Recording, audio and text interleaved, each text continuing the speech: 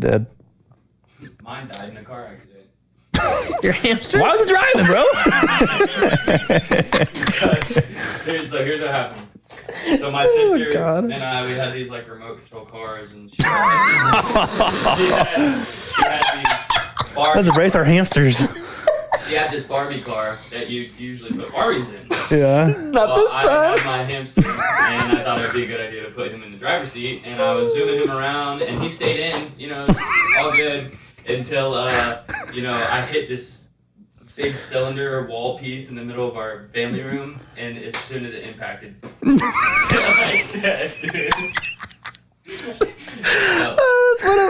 That hamster has the best. In hamster heaven, he's got the best story. Yeah.